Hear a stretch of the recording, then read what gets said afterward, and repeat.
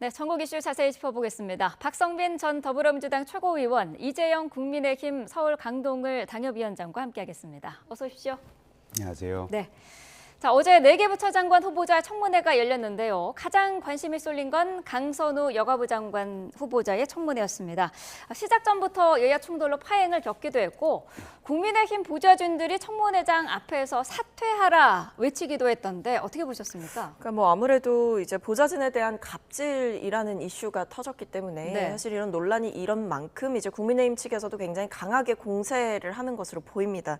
그렇기 때문에 갑질 왕이다 이런 피켓을 들고 붙이고 사실은 청문회를 진행하겠다라고 해서 민주당의 입장에서는 좀 동의하기가 어렵다. 그러니까 이제 막 청문회를 시작하는 것인데 네. 이렇게 사람을 낙인 찍고 어떤 해명과 소명의 기회도 부여하지 않은 채로 프레임을 씌우는 것은 좀 민주당 입장에서는 굉장히 좀 부당한 처사다 이렇게 봤던 것 같고요. 그래서 인사청문회의 취지에 걸맞게 정책적인 질문 그리고 후보자에 대한 검증 이런 것들을 충분히 피켓 없이도 할 수 있는데 굳이 저렇게 이제 했어야 됐나라는 생각은 들고요. 네. 그 외에도 이제 보좌진들 이제 국민의힘 보좌진들이 와서 이야기를 한 부분은 아무래도 이제 보좌진과 관련의 논란이 있었다 보니까 이제 동일한 직군에 종사하는 종사자들로서 이것은 좀 부적절한 논란이었다라는 점을 강조하기 위해서 이제 여러 가지 행동들을 보여준 것 같습니다. 네. 저는 어제 이제 청문회가 막 시작을 했고 사실은 어제 가운데 후보자가 사과하는 일도 있었고 또 아닌 건 아니다라고 정리를 하는 일도 있었기 때문에 청문회를 끝까지 좀 더 지켜봐 주시면 어떨까라는 생각이 듭니다. 네,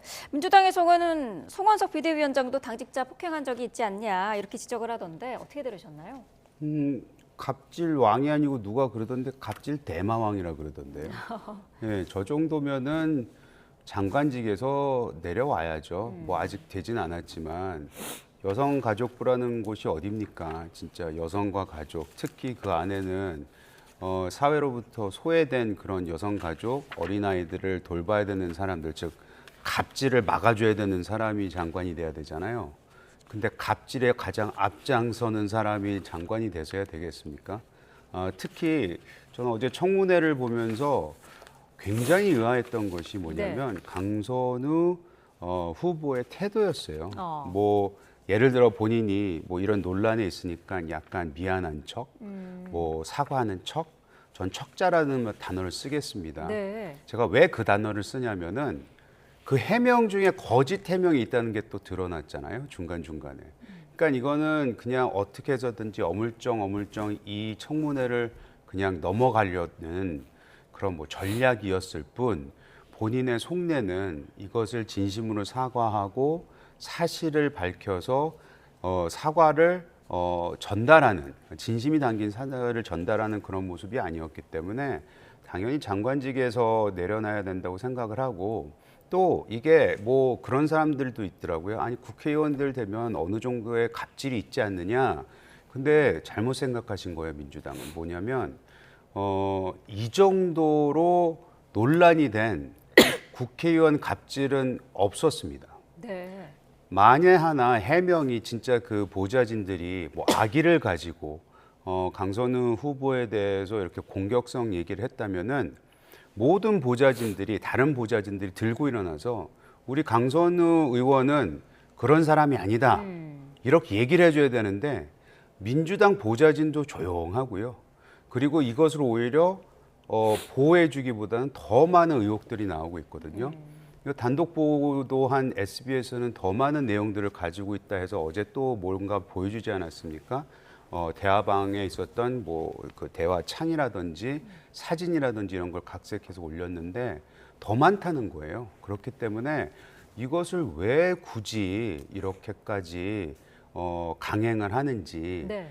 이재명 대통령의 선택이어서 그런 건지 아니면 국회의원 낙마하면 절대로 안 되기 때문인지 민주당은 국민 눈높이에서 보는 가장 국민들이 싫어하고 혐오하는 갑질 장관을 꼭 요번에 이렇게 강행해야 되는지 스스로 한번 되물어봐야 되지 않은가 그런 생각이 듭니다. 네. 사과하는 척, 미안한 척이라는 표현을 쓰셨는데 어떤 의견이실까요?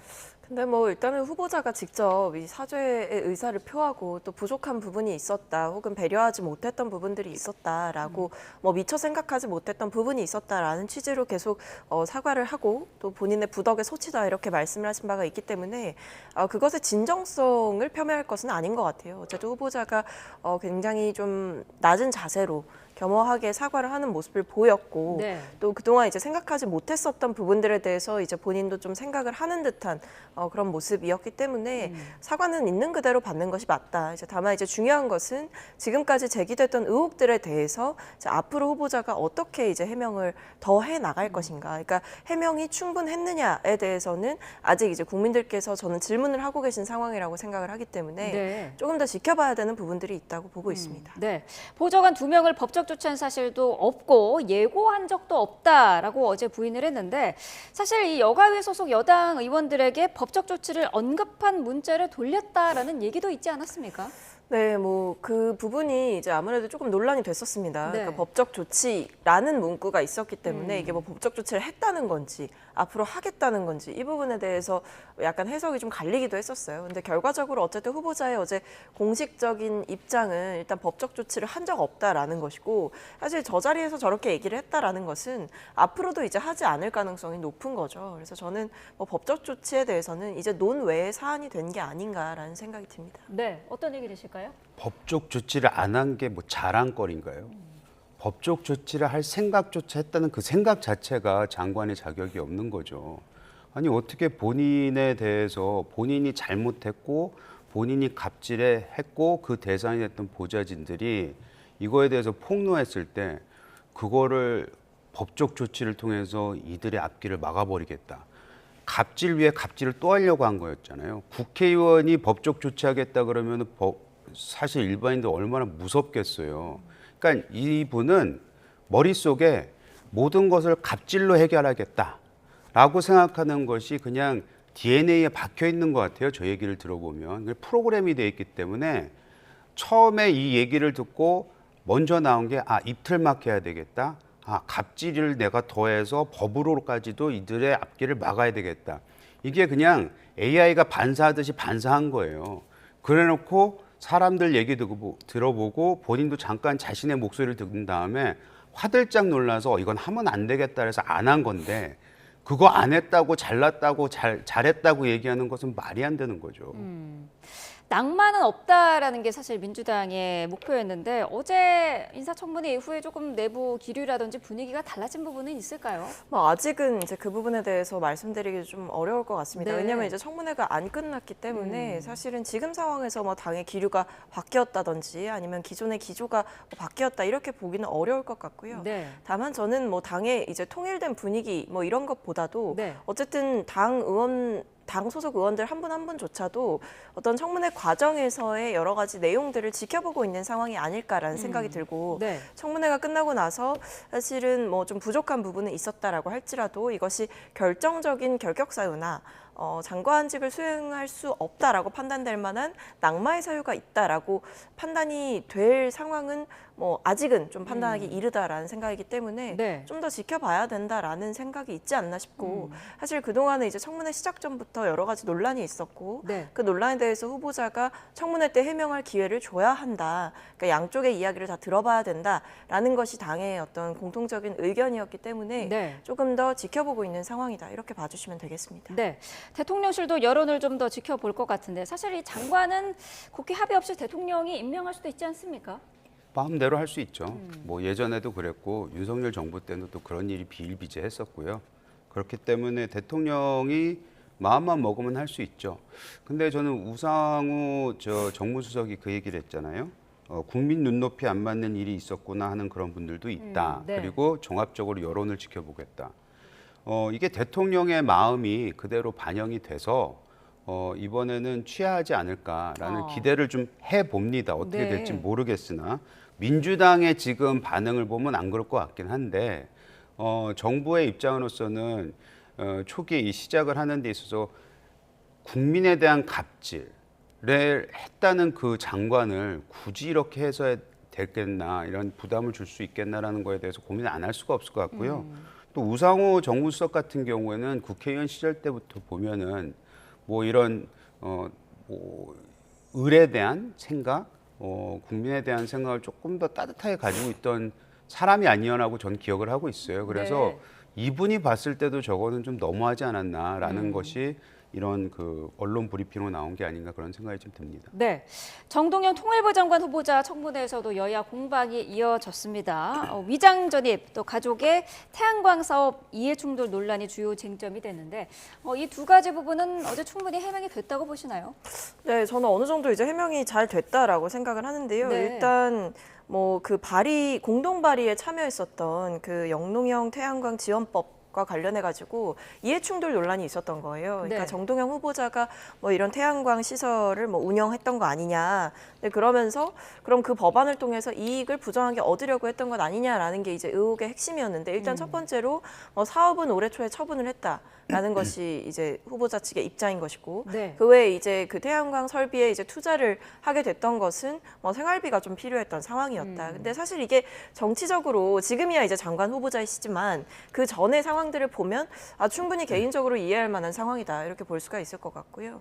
그리고 이제 제가 말씀드렸던 이 그 공동 발의에 참여했던 그 태양광 지원법 같은 경우에는 네. 이 후보자가 뭐 투자했었던 설비와는 좀 완전히 다른 설비거든요. 그러니까 이 지원법 같은 경우에는 농사만 짓는 땅 위에다가 태양광 시설을 이제 올려가지고 거기서 이제 뭔가 농업인들이 좀 수익을 얻게 하는 그런 활성화하는 방안을 담은 법안입니다. 근데 후보자가 가지고 있었던 그 설비, 투자했던 설비 같은 경우에는 이제 뭐 중고형 어떤 시설에 설비를 활용했던 그런 태양광 설비였기 때문에 네. 사실은 이게 좀 성격이 다르다라고 볼 수가 있고 그리고 그 법안 같은 경우에도 무려 여야 의원들 82명이 참여했던 법안이었기 때문에 사실은 이걸 후보자가 본인의 부정 이득을 취득하기 위해서 본인의 이익을 활용했다 이렇게 보기도 어려운 상황이라서 저는 충분한 소명이 있었다라고 봅니다. 네, 국민의힘 입장에서는 어떻게 들으셨을까요? 자동차 뭐 활성화 산업 뭐 법 이런 거 하잖아요. 그러면 우린 자동차를 생각하지만 그 자동차에 들어가는 여러 가지 부품들도 활성화되는 겁니다. 뭐 이게 어떤 특정 지역, 뭐 특히 여기에서는 이제 뭐 논밭에다가 안 한 거니까 상관없다라고 얘기하잖아요. 논밭에다가 진 태양광 그 산업 그 회사들이 굉장히 많거든요. 거기서 혜택 받은 분들이. 그러면 일단 태양광 산업이 전반적으로 활성화가 되는 거예요. 네. 거기에 이제 본인이 들어갔다는 사업을 이제 가족이 사업을 했다는 것 자체가 이해 충돌이죠. 근데 그것을 내가 뭐 조그마한 부분에 대해서 관련이 없다고 해서 이건 이해 충돌이 아니다라고 얘기하는 거는 약간 어불성설 같고 사람들이 이해하기에는 좀 부족했다고 저는 생각을 합니다. 네. 뭐 근데 그것이 뭐 본인이 국회의원 아닐 때 뭐 가족들이 했다, 생계형이었다 이렇게 얘기까지 하니까 그거에 대해서 국민들이 어떻게 받아들일지는 좀 두고 봐야 될 것 같은데 네.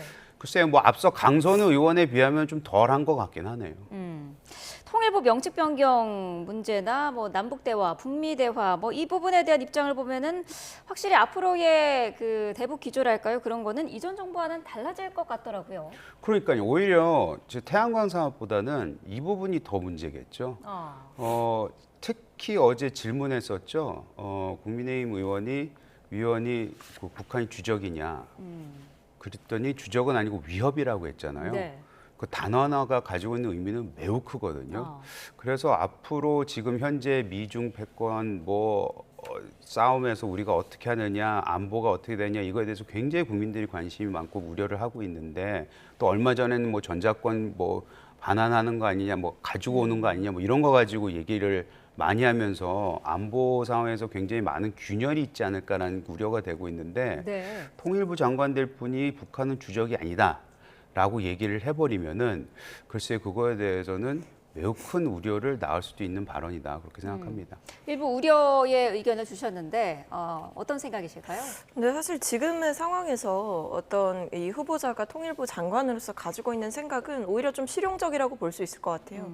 그러니까 무조건적인 어떤 통일을 외치기보다는 좀 남북 간의 평화, 협력 이런 부분들에 좀 더 방점을 두는 모양새인 거고 현실적으로 무조건 통일해야 된다 이렇게 해서 통일을 할 수 있는 상황이 아니지 않습니까?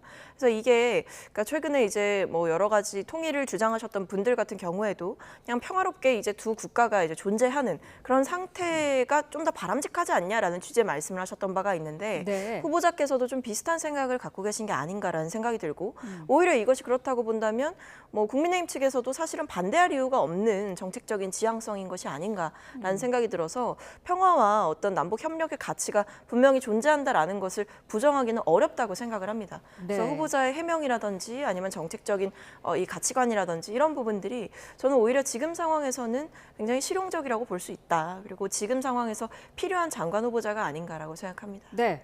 전재수 해수부 장관 후보자의 청문회는 비교적 정책 검증 위주로 진행이 됐다라는 평가가 많던데요. 어떻게 보셨습니까? 네, 뭐 아무래도 이제 사실은 이제 언론을 통해서도 보셨겠지만 굉장히 중요하게 다뤄졌던 부분이 오히려 지방선거 출마할 거냐 이 부분이었던 네. 거거든요. 그러니까 그만큼 어떤 전재수 후보자에 대해서 좀 비판할 부분들 혹은 제기된 의혹들 이런 부분들이 굉장히 없었다라고 볼 수가 있는 것이고 사실 저는 뭐 부산시장 나가려는 것 아니냐 이런 네. 어떤 트집성 질문을 하는 것도 좀 부적절했다고 봅니다. 이제 뭐 지금 장관 후보자로서 청문회를 거치고 있는데 지방선거 나갈 거냐 말 거냐 여기서 확답을 해라 이렇게 말씀을 하시고 심지어는 이제 이거 불출마 선언으로 이해를 하면 되겠느냐 이런 식으로 이제 후보자를 몰아붙이는 이런 모습들은 사실 도대체 뭘 위한 질문인가라는 생각이 듭니다.